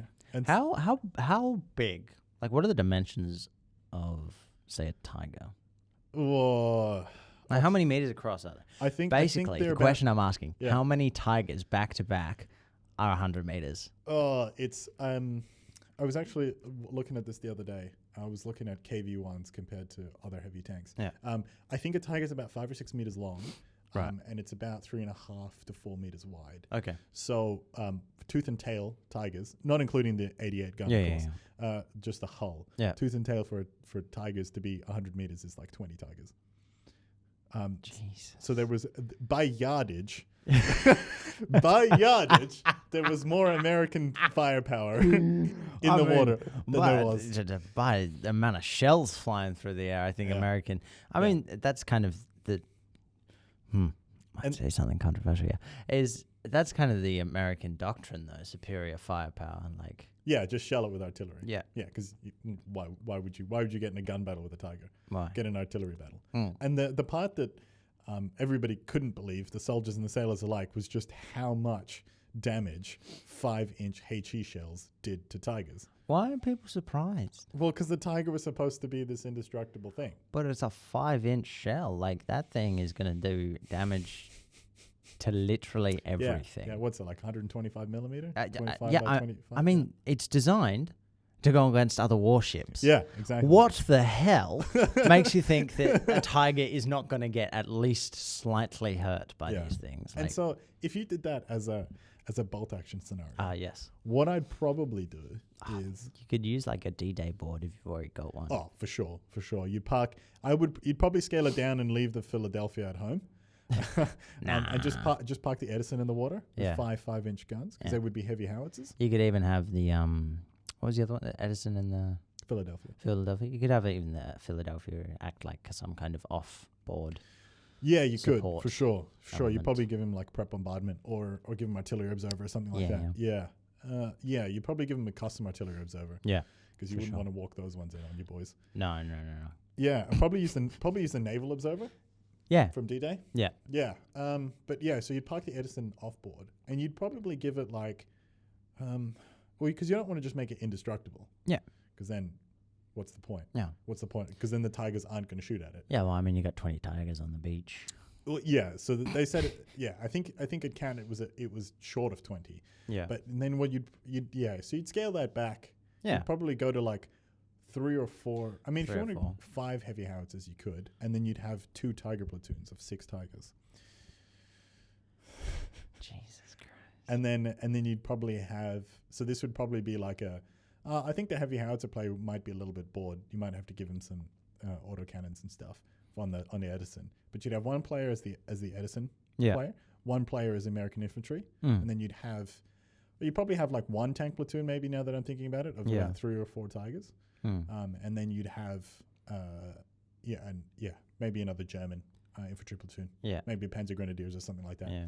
And you'd play, like... If you took a tank platoon, can you take other things in a tank platoon, or is it it's just tanks, isn't it? No, you can take, like, anything that's in the tank slot. So, say, for example, for Americans, it might be, like, you could take the quad 50 half-tracks. You could take, like, 10 of them. Okay, cool. Because I'm just, like, sitting here, I'm like, you could do... get a couple 88 emplacements as well. Yeah, for sure. Yeah, you'd squeeze out. Yeah, that's a good point. You'd stretch that theater select and give them a couple of artillery guns. I don't know. Like, what happens to bolt action? When you park a destroyer in shallow waters? I mean, yes, but also, what happens to bolt action if you don't use a theater selector? If you don't use a selector, I actually think in the rulebook it says, like, if you're doing competitive play, you need to use a selector. Obviously. But it says the selector's I think there's actually a line that says that they're a suggestion. Yeah. And you can make your own selector. Because as long as your opponent agrees. Yeah. Because it'd be kind of cool to not worry about being like, oh yeah, it must fit in the selector. Give the German player like 5 tigers. Yeah. And like maybe 2 flak 88s. Yeah. Flak 88s. Well, just 88s. Yeah. Whatever. Flugzeug kind of order. Yeah. But then you've got like 5 heavy howitzers or whatever sitting, or super heavy howitzers or whatever you want to call them, sitting on the Edison and a couple autocannons or MGs or whatever. Yeah, and you just work out the points. Like, well, the Tigers would be a lot more expensive because the heavy howitzer is like, I think it's like 100, 150 points. So I think it's 5 heavy howitzers is 1 Tiger. Oh no, a Tiger's like 300 points or something like that. Yeah. Jesus. Yeah, 350 points. Yeah, they're expensive, man. They're expensive. Which is why, like, if you make the Edison indestructible, or you make the you probably, what I would do is probably actually find an enclosed. I'd like make each heavy howitzer like a tank to represent the Tigers being able to take out the guns. Yeah. But I'd probably give them, because the Tigers have super heavies. I'd probably give them like a 10 or an 11 front armor or something like that. Yeah. Just so the gun has to hit like a fair bit, but it gives you a chance to pin the guns in the Edison. Yeah. And then you would just treat them as fixed weapons, so you could only advance to pivot and stuff. Yeah. And you'd give them like a stupid range because it's a destroy gun. Yeah, I mean, like super heavy tanks basically have a range of the entire board already. Pretty much. So Pretty much. Heavy howitzers even probably have for sure. almost the entire board. So I don't think it's that big of an issue. Yeah. But just dishing out that many 4-inch templates is horrifying. It's disgusting. Isn't it? It's absolutely disgusting. So yeah, you'd have to look at the points in that one for a fair bit, or you might even just ignore that. And do you know how much infantry is sitting on the beach? Divisions, as far as I like. Divisions. It's a lot. It's a lot. Like the landing at Salerno and Anzio was massive. Far out. How big is the beach? Well, I have no idea. I actually don't. I don't know the Battle of Anzio and Salerno that well, but Okay. I think it was pretty certain it was more than one division. Yeah. Okay. But at this time, they might not have all been landed. Yeah. Okay. Or some of them might have moved into Anzio, but this That makes particular sense. one was Salerno. Okay. So yeah, and then that's so you'd probably do like stationary gun emplacements against the boats. And then if you wanted to flip the scenario, there's a great thing there's an interesting story that happened in Holland. Oh. So this was after the port of Antwerp was captured. Yep. So this is pretty late in the war, after Market Garden and stuff. So 44-ish, late 44. And I can't believe this. So there's there's a Canadian armored company that this is after Antwerp's taken. They're doing some like clearing stuff. They're just checking all the little spots. For sure. They end up in this little town in Holland, and it's in an isthmus, which is like a peninsula. Yes. Isthmus. I have no idea. Is it like a reverse peninsula? Yeah, I guess. Where it's like water on all land on all sides except like one point? Maybe. But the map had it as a peninsula. Okay. They just called it an isthmus. I'm not a geographer. I just fucked that up royally, I'm sure. I have no idea what the actual difference is, but somebody will tell us. Yes. And so they're at the bottom of this peninsula. And so they're sending like recon. The company sort of divides up and sends recon units all over the peninsula to just make sure there's no Germans. Yes. And so the XO and the platoon sergeant get to the top of the peninsula in a little jeep, and they bump into some Dutch, Dutch there, no Germans, and the Dutch are like, by the way, that stretch of water there is about 1.5 kilometers, and on the other side of it is a German gunboat flotilla. And they were like, no way. And he's like, yeah, you can climb my water tower and go have a look. So they get up there, have a look, and they find 4 gunboats. One of them's a corvette and 3 of them are like converted gunboats. Yep. In a little like port across the bay. It's about like 1 kilometer away. Yeah, right. And like they're sitting there with the binoculars and they're expecting these Germans to be like ready for bear. No, they're like fishing off the boats. All right. Yeah, there's guys having dinner on the deck and stuff and like beers and stuff, just having a chill time in the middle of a war, because apparently that's all that sailors do in a war zone. They just fish and drink beer. Yeah. So the XO and the platoon sergeant radio it in, and the company commander's like, nuts, don't believe you. So they go and get him, and they bring him back, and the company commander gets up and have looks. He goes, they're just drinking beer. So he brings what he can spare, which is a platoon of tanks. It's about 5 or 6 tanks. A couple of 6-pounders, which are 57 millimeter. Yeah. So they're like medium anti-tank guns for the bolt action players. And about 3 or 4 mortars. Right. And he parks them on the beach. And he they sit there and they look at their tables and their charts. And of course their range estimation tables have little tanks and men on them. They don't have corvettes. Oh my God. And so they eye in these corvettes, and then they're like, okay, will pick the distance, and then they just start shelling the ever-loving fuck out of the Germans for 5 minutes. Just barrels hot for 5 minutes. Yeah. And then the Germans start firing back. It takes a little while, but they eventually start firing back. Yeah. And let me just get the German fire. So each boat had 2 88s, 2 20mm guns, and about half dozen machine guns. Okay. So there is absolute hellfire coming back into the Canadians. Lead flying everywhere. Absolutely. So the Canadians, very cleverly, they head into like a ditch, into a defilade behind one of the dikes while they're getting shot at. And they just sit there with mortars and their 6-pounders in indirect and just keep shelling this this anchorage. And it comes in like, so the sun starts to set. And so instead of just blind firing, they're now just lobbing mortars and they're, flares by mortar. And they're just trying to prevent them from slipping out over the night. Eventually, day breaks, morning comes, and they can't see the boats.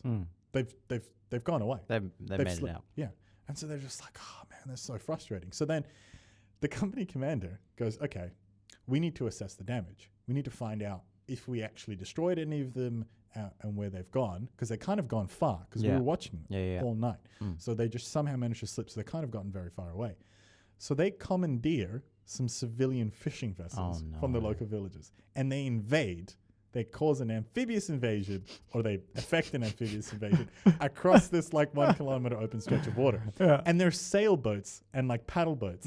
So it's about 15 guys, like 5 in each boat, just start paddling across this bay. And all of the tanks and the mortars and the 6-pounders are all lined up because they're not fitting in a civilian Obviously. boat. And so these guys paddle across the bay without much difficulty. They don't get any return fire or anything. And the tanks can't see anything to shoot at. Mate. So you'd be a sitting duck if it just happened to peek its head around like from behind like a cliff face or something. One of those autocannons, all 5 boats. All 5 boats. And all 3 boats. And so then never mind an autocannon, a machine gun. Exactly. Just like you can't row fast enough to outrun a machine gun. Yeah, you're not doing evasive maneuvers with oars and paddles. And so they get across the bay. And they tear apart the barracks and the billets, and they're finding like hot food and stuff, like recently prepared food. Right. And as they're searching like these buildings, they find a couple of Kriegsmarine and they ask them some pointy questions. Yeah. And while they're asking questions of the Kriegsmarine, one of the guys in like one of the recce units spots these masts, like in another little bay. And they're behind like a hill, so their fire unit can't see them, and he just spots them out. So they all hop in like cars and stuff, and like wagons and horses and shit, and they tactically reposition to these masts, and they find that the masts were just sticking out of the water. They had sunk the 4 boats. No. They'd sunk all 4 of them. All 4. So what they started flooding them, and then they managed to flee. And as they fled, they just sunk. Yeah. Because as they moved, they took on more water and stuff. Yeah. And one of the corvettes, the big boat, still had part of it was still on fire. So they had managed to not only sink the boats, but they were hitting like magazines and stuff. So they had like internal explosions and ruptured them and stuff. Crazy. Yeah. They'd sunk the 4 boats. And of course, when they radioed in, the company commander didn't believe them. So they paddle back across, they get him, and they paddle him back. And he's like, you sunk 4 boats. Yes. And they looked at the boats, and one of the corvette was iron crossed, which means it had sunk an Allied war vessel. It had like a kill tally, and one of the other gunboats had a couple of Allied aircraft kills to its name. Yeah. So that they weren't inexperienced Kriegsmarine. They were just hell surprised. That's so good. And imagine like beer and bratwurst being interrupted by mortars and 6-pounders. It reminds me of that. I think it was a military thing. This is really off topic. Beer and bratwurst? Well, just the idea of like just living it up on a boat. Or a warship, I should say. Oh no, corvettes. Where's Dan when you need him? Yeah, right. Rest in peace. For this episode. For this episode. Yes. What was it? Oh yeah. It reminds me of that the thing, it was a battle in Egypt. I think it was for the Suez Canal. Oh yeah. And a bunch of boats got stuck in the canal. And they were there for like 3 years. So they made this like whole... Not to be confused with the Ever Given. No. maybe it wasn't Suez. Anyway, they were stuck in this canal, and it was a bunch of different international military warships. And so they're stuck in there for years while something repairs or whatever. Yeah. And they just, like, kind of made a shanty town on all these warships. Like, I love that. They were kind of rotated out, but there was always crews on them. And so there was just these kind of traditions and cultures that developed on these 4 warships. That's really cool. Yeah. I'll have to find out more information. But yeah, it was, and people would send letters home. You could send letters to the warships. Like, they had their own kind of address. They were there for that long. I wish I knew more information about this because it was a really funny story when I read it. Oh, it looks like there has to be another G&T special coming up soon. Too bad. So this was a Battle of St. Philip's Land was this Dutch one. And like with this one as a bolt action scenario, like how do you do that? Because there's kind of 2 different battles that occur there, right? There's you'd probably do a tank war one, where you'd mock up some points for the corvettes and the gunboats based on their weapons. Yeah. And then you'd get a Canadian armored platoon or an allied one as far as like the selector goes. Allied armored platoon. And you'd points cost and just, but then it just becomes a game of gun line, doesn't it? Yeah. Like who can blow each other up first? Because there's not really any maneuverability. There's not really objectives. Yeah, because like you're out in the open water as a corvette. Well, you're in the bay, but like you're not exactly. Sorry, yeah, you're on Anchorage. Water. There's no way you're going. Essentially, is Correct, what I'm trying to say. Yeah. So I mean, you could do that, and that might be a bit average. But then I think once again, that does sound like a cool tabletop. This whole scenario sounds like a cool tabletop RPG kind of scenario. Like you and your character go up a water tower. You see ships. You tell your commanding officer. He doesn't believe you. Fetch him, bring him back. Like, it's just like, it seems like a perfect role playing. Yeah, that's scenario. a failed persuasion check. Yeah, exactly. And then you spend all night. You fail your perception check when you see the ships trying to leave. Like, and then you go across the bay. Athletics check to get across the bay, kind of thing. You know, like so the wacky idea to use paddle boats. To get away. Or to go across a bay. Like sailboats and fishing boats, Yeah. But like, when there are big guns around. Like, I don't know. To me, that sounds like a D&D adventure. And so, like, what I'd probably do with that one is if you did, like, it becomes, you could probably just do the gun line as, like, turn 1, turn 2. And then turn 3, you do the landing. Mm-hmm. Or you do the amphibious assault. Yeah. And then you'd kind of, but that means you need, like, twice the number of forces just for, like, one game. Yeah. Yeah, it's a tough one, that one. But that one would be fun. But I'm sticking to it as a tabletop RPG. I think that's a great way. The important thing is that just because you have a small caliber gun doesn't mean you can't take out something big. Yes. A 3-inch mortar helped take out some corvettes. Yeah. So that's perfect. They were only 3. They weren't even like.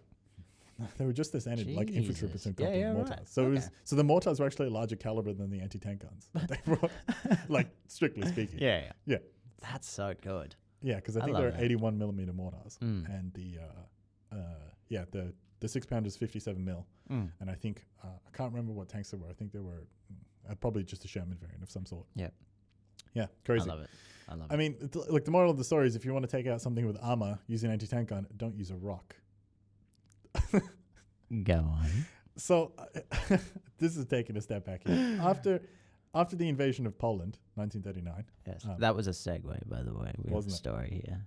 The 1939 invasion of Poland. Everybody was like, tanks are kind of scary. No shit. Yeah. Well, that was the last charge of the cavalry, wasn't it, with the Polish attacking? Oh, I actually think that one didn't quite happen that way. I think they charged like an anti-tank gun platoon. They didn't just charge tanks. I thought they just charged tanks. Nah, and it wasn't like an en masse charge. No. It was like a couple of guys on some horses had flanked anti-tank gun platoon, and we're like, oh, we can just scare these guys off. It wasn't like Custer's last charge. No, where he just like literally just charged cannons, dead on. I don't charge of the light brigade kind of thing. Yeah, no, it wasn't quite all that. Okay. Oh, that was hilarious story about Custer's last charge. Go on. Double segue. I'm here for it. He wasn't actually like that. Wasn't the cannons he was ordered to charge. There was a hill. Excuse me. So, because of course, all the time then the orders were done by like drums and bugles and runners and stuff. His general, completely spaced on the name. I wouldn't know. It was one of the founding fathers. Saw an infantry unit that he could flank and charge. Yeah. But there was a hill between Custer and the infantry unit. Yeah. And he could see the anti-tank guns. So when he got the order to charge the Wait. enemy... Custer's charging anti-tank guns? Oh, sorry, cannons. They're like the cannons. So when he gets the order to charge the enemy to his left, Yeah. he doesn't see the infantry. Yeah. And he goes, "Are you sure?" And he's like, "Just do it.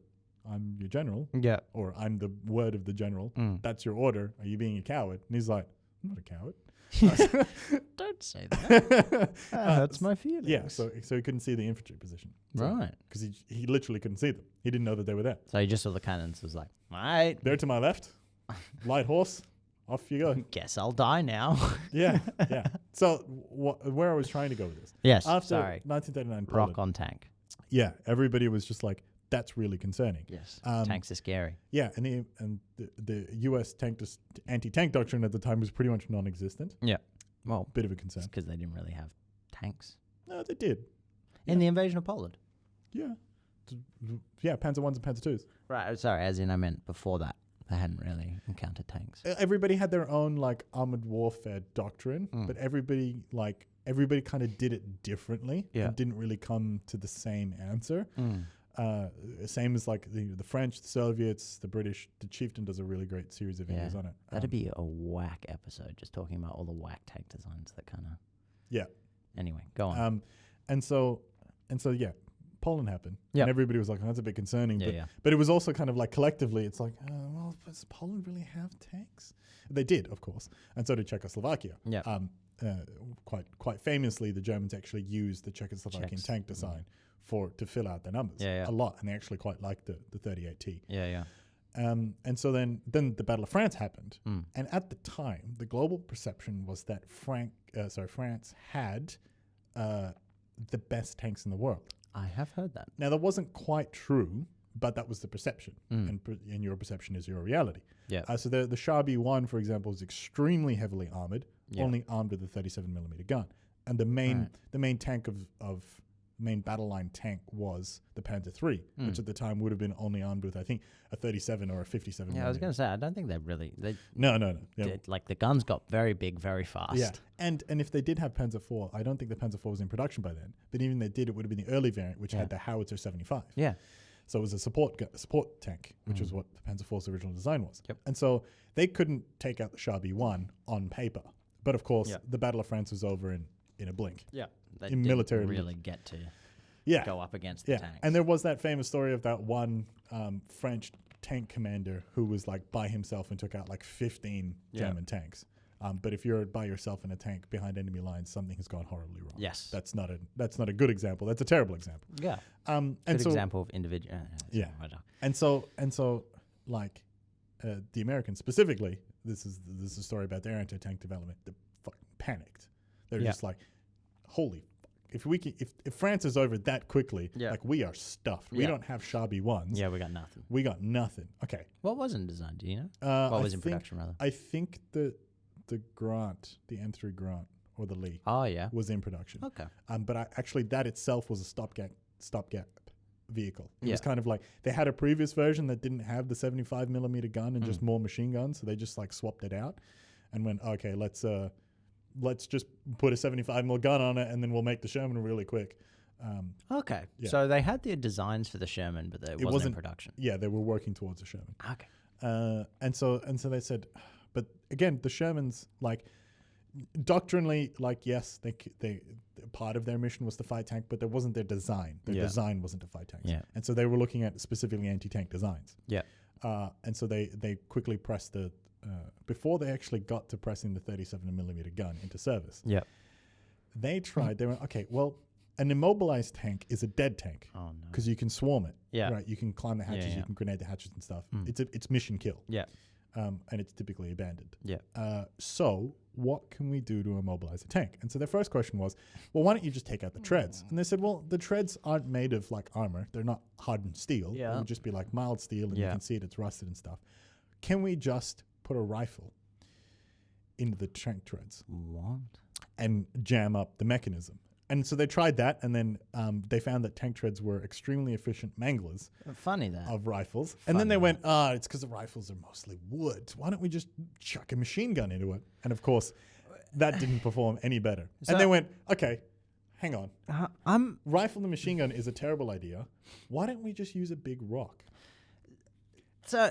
Let me just let's just backtrack for a sec because I'm confused. So you have the United States, right, sitting there, trying to work out an anti-tank doctrine. Well, like it was Band-Aid solutions. So this is what they're they like, were. So they've got like anti-tank stuff coming. Yeah. But they don't have anti-tank stuff now. And what are some anti-tank stuff things that we can use now? So as in what infantry can do to tanks. Just whatever. They were like, we've got the 37 millimeter in And production. this was their grand solution. It was an attempt at Aberdeen Proving Grounds. It's actually really funny. You can see like there's a declassified photo of just like a rock that's just been sheared by a tank track. And it's got a little like Exhibit A like tag on it, like anti-tank rock. Yeah. Anti-tank rock. Yeah. So that was their attempt. They were like, why don't we just do this? Is that where the sticky bombs came from? No. Okay. The sticky bomb was a totally different thing. Okay. It was part of like it was a late thing when they came up with Composition B, which was effective, which was like a precursor to napalm. Right. But it was this sticky substance that you could make with some other substances, and basically you got grenades in a sock and you dumped it in Composition B and you flung it at tanks. Yeah. That was sort of the idea. Not particularly effective. No. And not. The Gammon bomb was a much better solution, which is a British one. Okay. It was a absurdly heavy, massive charge that you lobbed onto tanks and stuff, and anti-material like So it's kind of like an anti-tank grenade. Yeah. Crack grenade for those Warhammer players. No, not quite.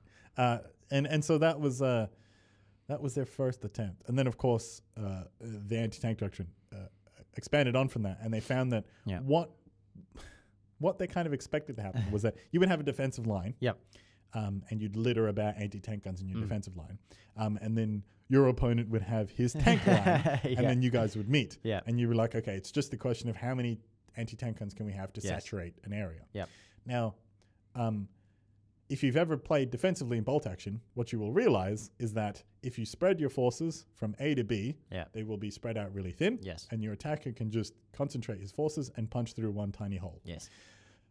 That's what the Germans did. Funny that. That's Their actual life imitates art. Wait, hold on. Yeah. Nice.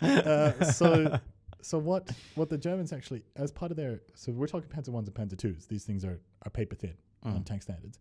Their expected attrition rate on an attack was 50%. What? They just accepted that. They just accepted they get 50% losses. Yeah, because what they did was they literally just concentrated them in one spot and punched it through. And of course, if you flip that to the defender, you cannot have enough anti-tank guns to do that. Yeah. You cannot defend against it because you need every anti-tank gun you have in one spot. Every tank they have is in one spot. Correct. And you can't do that because then they'll just drive around it. They will literally drive around. Yeah.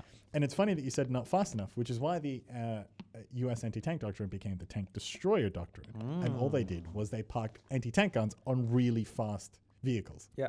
So the M10 was also a stopgap measure. It wasn't designed for that purpose. Really? The M10, it's a Sherman hull that's been like de-armored a little bit, angled some more, and they chucked a big gun on top. Yeah, right. And that's also why the tank destroyers have open tops, because tanks are pretty blind when they're battened down. And so when you detect a breach, you reposition your tank destroyers further on, and they sit in ambush. Yeah. And because you've got the open top, you can see much better. Yeah. And so that's where the tank destroyer doctrine came from. Right. The most successful failure, because they immediately stopped doing that when the war ended. Really? Yeah. They scrapped the whole thing. The tank destroyer battalion, that whole doctrine all went into the bin at the end of the war. But why is that?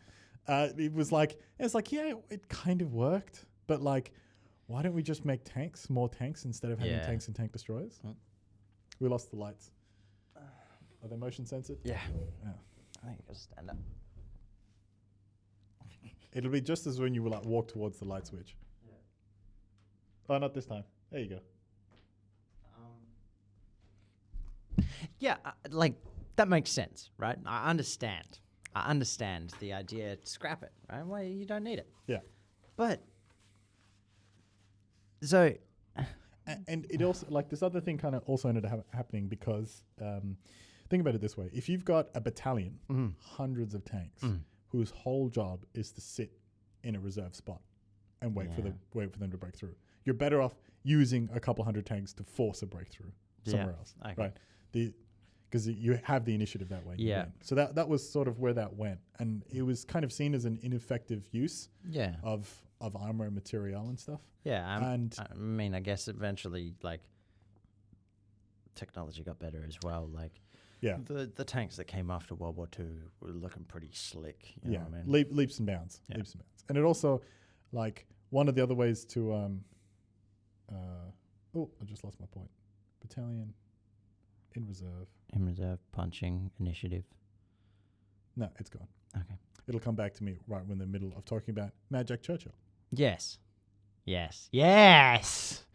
I mean, everyone should know. I hope every single listener can correct me when I am wrong and add something in the comments about Mad Jack frickin' Churchill. This guy is, like, amazing.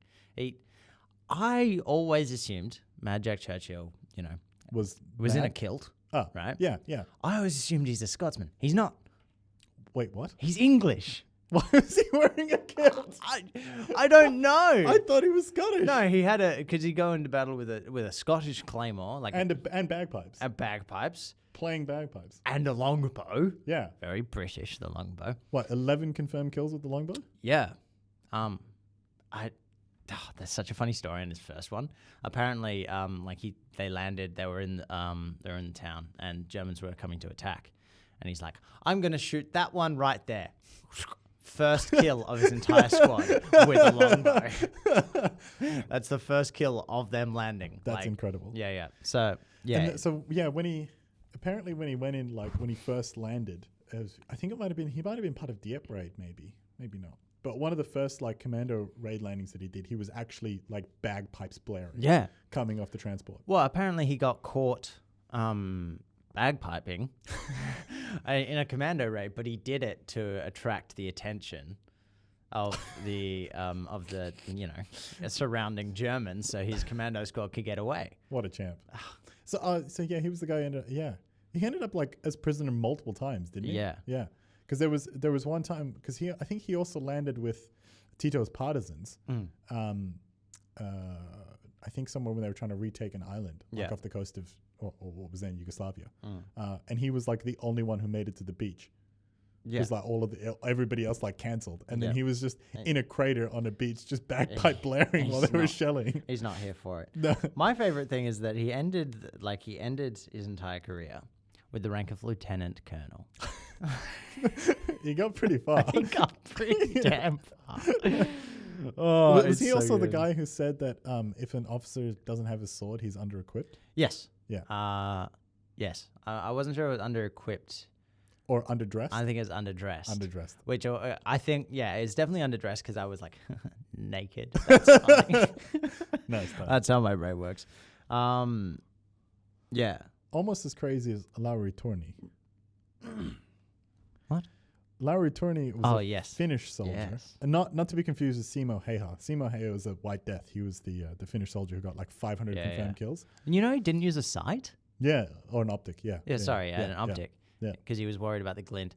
Ate snow, sat out in there. Yeah. It was a rifle that came from his, like, 1 year service. Yeah. There wasn't, like, some newfangled thing. It was, like, the oldest thing in the book. Yeah. And he's just sitting there popping Germans like it's no one's business. Yeah. Simo's nuts. He's so cool. But anyway. he wasn't the only one. Lauri Torni is, like, his moniker is the soldier of three armies. Yeah. So Finland was allied with the Germans. Yep. For the Finnish War and the Continuation War. And he served in the Finnish army as an officer. Yeah. And was well decorated for his efforts in the Continuation and the Winter War. Yep. So when that kind of round off, he signed up as a volunteer for the Finnish SS battalion. There was a Finnish SS.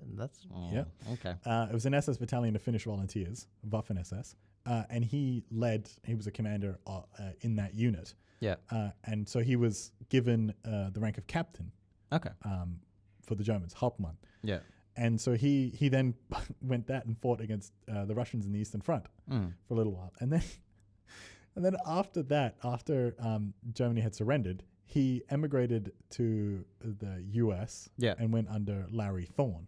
Right. And then he enlisted in, or was commissioned in the US Army No way. and made his way to Major Larry Thorne and served in Korea. Okay. This man like literally spent 15 to 20 years of his life just fighting wars, and it was just what he did.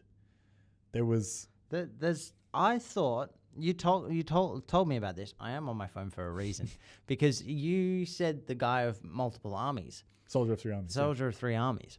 There's another guy. What? Yeah. I thought this is who you were talking about. I'd never heard of him before.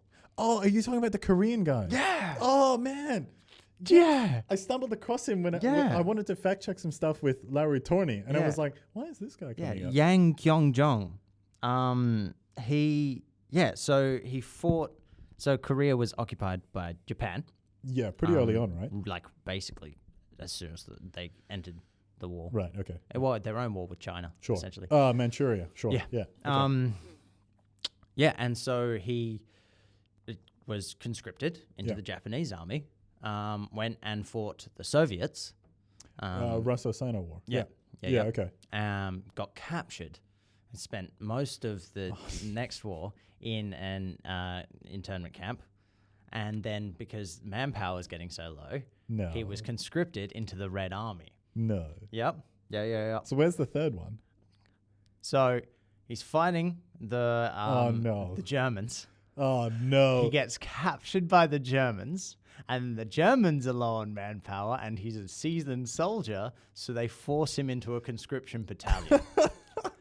This poor bastard. Then gets captured by the Americans What?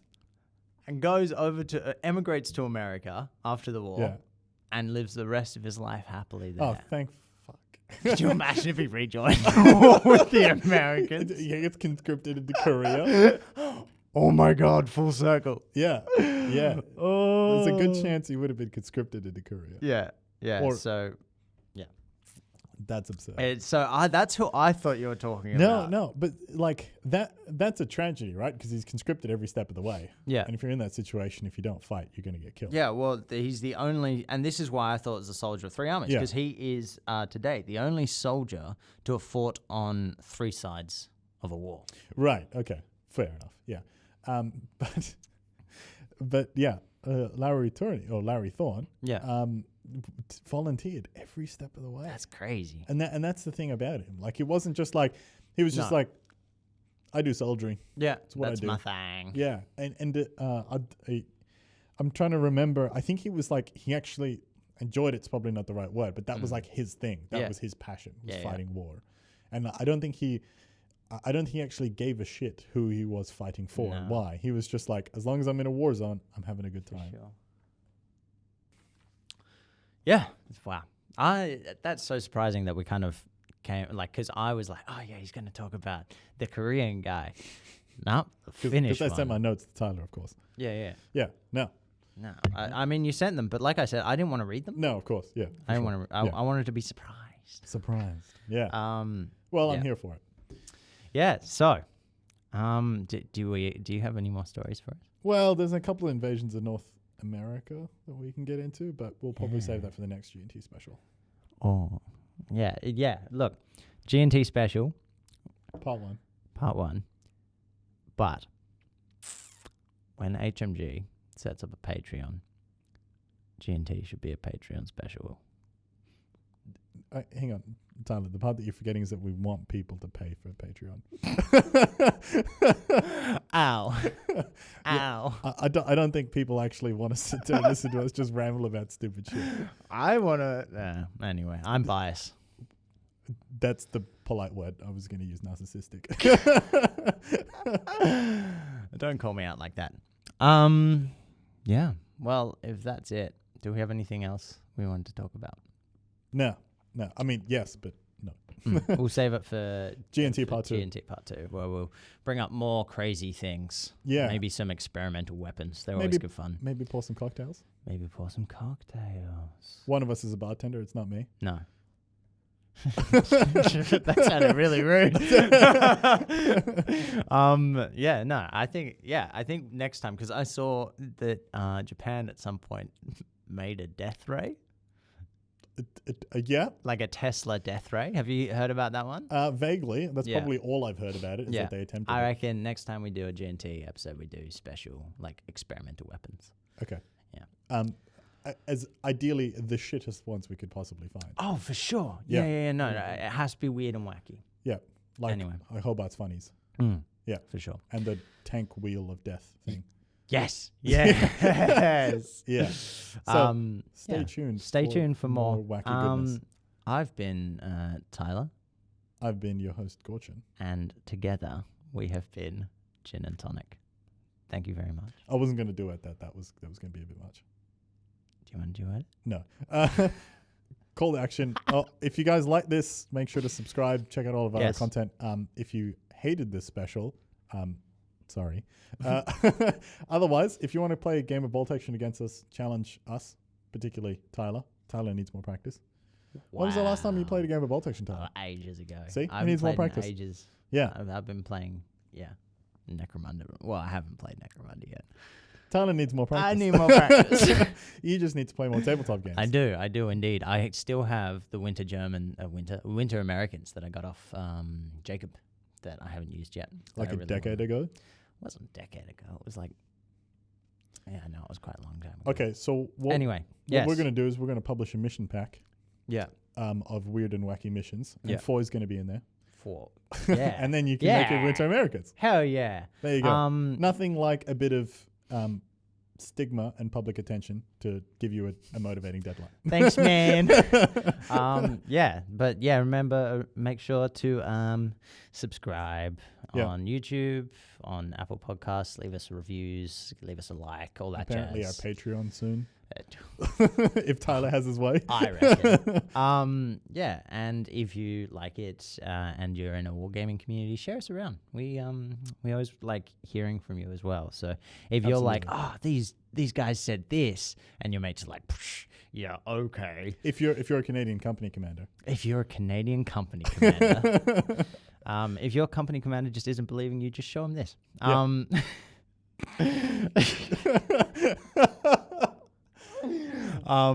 No, share us around and interact with us. We love talking with fans. Absolutely. It happens quite a bit actually in real life too. Yeah, we bump into them every now and then.